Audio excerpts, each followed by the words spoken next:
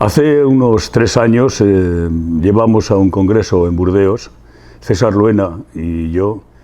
una comunicación, una ponencia sobre uno más de los muchos franceses que llegaron a Haro en medio del emporio, la gran riqueza que se creó entre la década de los 70, de los 80, incluso todavía los 90 del siglo XIX. Allí se dieron cita numerosos franceses que venían a comprar productos agrícolas, sobre todo obviamente vino, pero también cereales, patatas y cualquier otro de los productos, porque la crisis que había provocado la filosera en las regiones cercanas, tanto en España como en Francia. En Francia el viñedo había sido arruinado ya en la década de los 60, provocaban un enorme déficit agrícola, sobre todo también, hay que decir, en Francia más que aquí seguramente. Así que Haro se convirtió en esa ciudad que todavía hoy se recuerda con algunos chistes. En Haro, en el Suizo, se encendían los puros con billetes de 20 duros y cosas de ese tipo, ¿no? Quien tiene viñas, quien tiene dinero, en fin.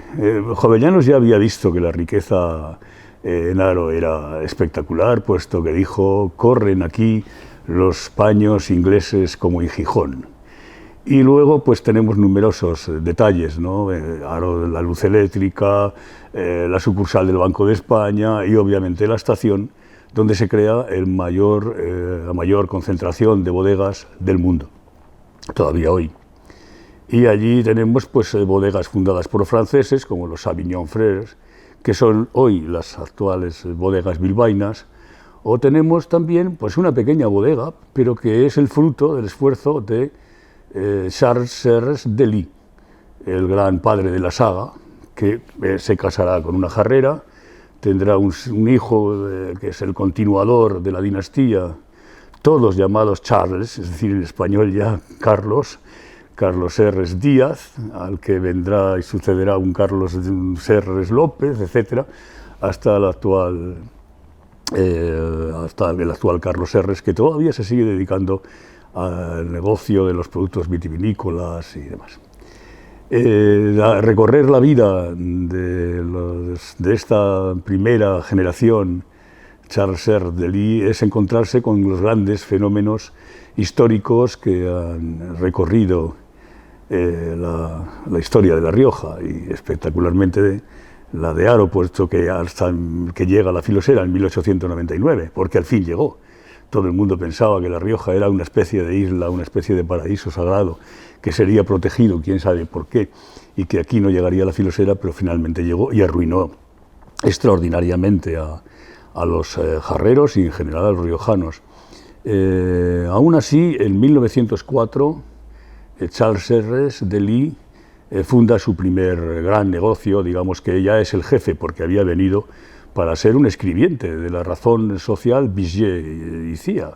Y luego ya, pues gracias a Cipriano Roche, que es un banquero de la banca privada, que es bastante abundante en pueblos y ciudades en España en esos momentos, pues gracias a Roche, que además dicen que se arruina porque el hijo se gasta la fortuna en el juego, y en fin, todo esto forma parte también un poco de la mítica del mundo jarrero, pues constituye su primera razón, y ya su primera bodega en el barrio de las Cuevas,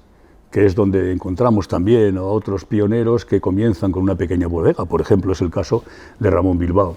que viene de Bilbao, es seguramente nacido en el Hospicio, y también a fuerza de tesón, de trabajo, de ir con una camioneta comprando patatas, vendiendo vino, etc.,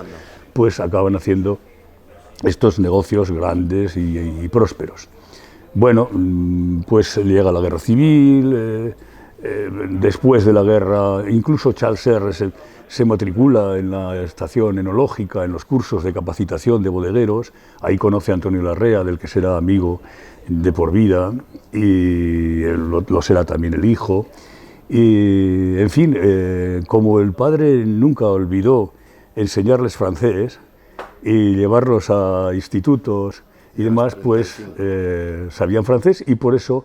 el hijo en la segunda generación, fue cónsul de Francia en La Rioja, un cargo más bien honorífico, pero que da cuenta de que recordaban que provenían de una ciudad francesa al sur de París que se llamaba Orleans. Él, como los Lapin, el barón d'Anglade, que funda Franco-Españolas, o tantos otros franceses, Lacor, por ejemplo, que ha dado un nombre incluso a un vino, pues estaban presentes en ese mundo fascinante que es el aro finisecular. En definitiva, como César Luena y yo decimos en ese artículo, esta dinastía es el fruto de una diversidad que afecta al Rioja no solamente en las variedades o en la multiplicidad de vinos y experiencias enológicas, sino también de personas. Hay que tener en cuenta este mundo abigarrado. Y este mundo que por otra parte se reconoce todavía hoy en instituciones como el Grupo de Exportadores, el Grupo Rioja, que nació hace ya un siglo. Se debe celebrar su centenario estos días, estas fechas, 21, 22, 23, y de este Grupo de Exportadores fue secretario en su fundación Charles Serres.